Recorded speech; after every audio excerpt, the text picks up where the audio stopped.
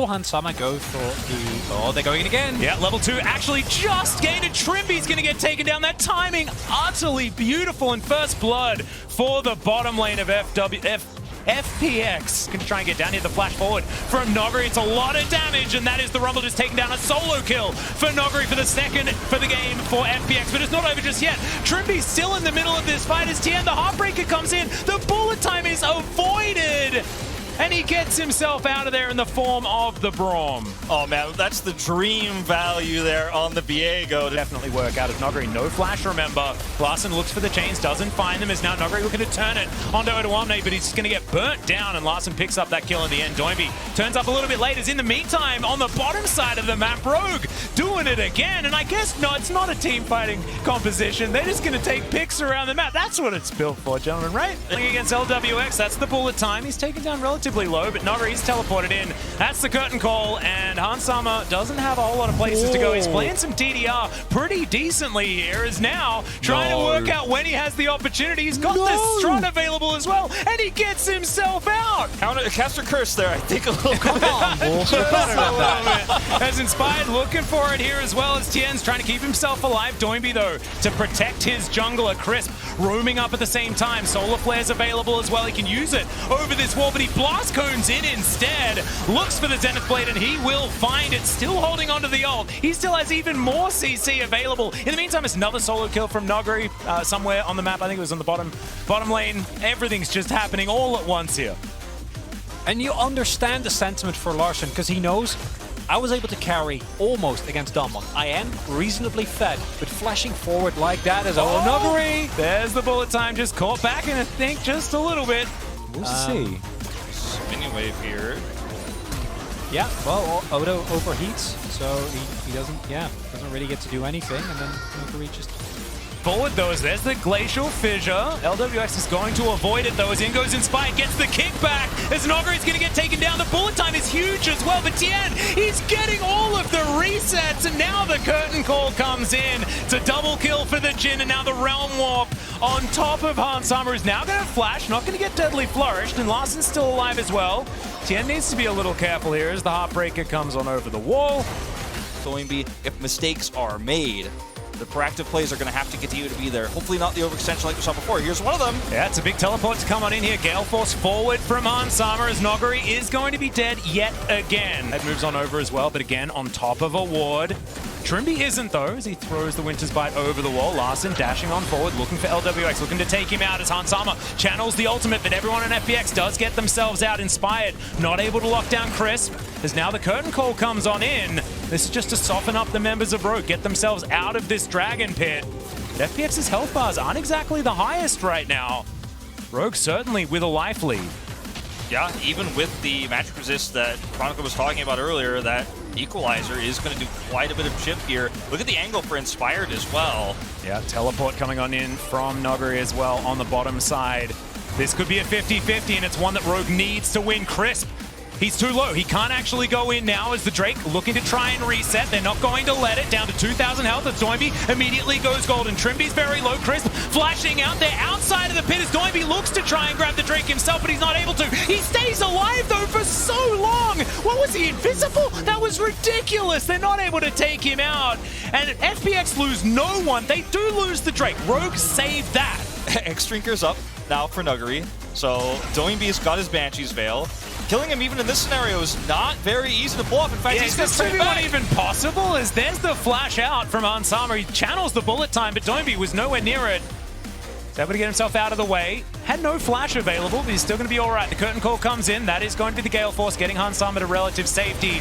Trimby not going to be so lucky. He's got a big door, but unfortunately he doesn't have his life. And F-Hold has come on forward, and Inspired's going to step on the trap. And He's not there. He doesn't have the smite in this pit. That was very, very strange. He was looking for the flank. Instead, he tries to brute force it here as the bullet time comes down. But Doinb has the best item in the game, and he's going to be completely fine. Now LWX able to walk on in with guns blazing. It's a double kill so far. I believe that's the triple, as the teleport is going to get Larssen back to his base. But Nogari's there first, and he's looking to take down these Nexus turrets. This, I think, is it, ladies and gentlemen. FPX, they're going to be able to grab themselves the Mountain Soul, and then they'll finish off Rogue. That was very cute from Nogari as well, as he gets the solo kill to finish this one off. FPX looking so much better in this game. Move to 2-1. Yeah, a lot of discipline in this game from FPX, and I really love to see the change in their playstyle. Humbled by those first 2 games, I think, in a lot of ways. And for Rogue, I think a lot of people have criticized some of the team fights they decided to take to the mid to late game. But as we pointed out several times, lose-lose scenarios make you look bad no matter which one you take. So a lot of those fights, they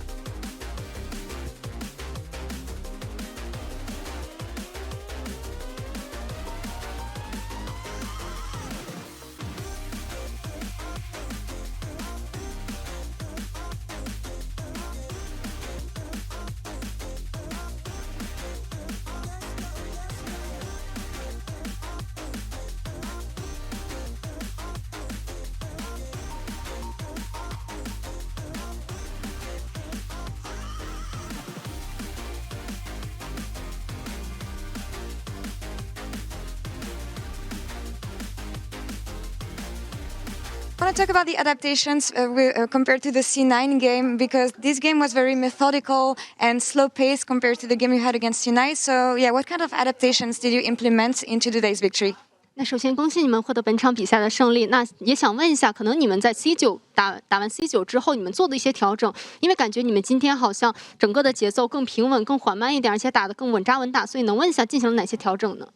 其实也没有什么特别的调整吧，这就是 FunPlus 的打法，我们是一直都是这样玩的，只是，因为稍赛开始前1-2天吧，当时打训练赛的时候，可能，选了一些不同的，就是我们第1天、第2天选的阵容吧，然后当时效果很不错，然后只能说上当了，就被骗了吧，然后当时觉得哦，其实这个阵容应该比我们之前玩的更好，然后比赛选了之后发现。 哦，训练赛跟比赛还是有点不一样，然后我们还是回到之前的我们打法，我们最喜欢的，我们最想要的。然后我们今天选的算是比较我们最喜欢的、最擅长的阵容吧。To be honest, we didn't make too much adaptations. We just played the traditional, very typical FPX playstyle. I think like before the group stage, 1 or 2 days, we in all the streams, on the practices, to be honest, we have tried some new drops, some new champions.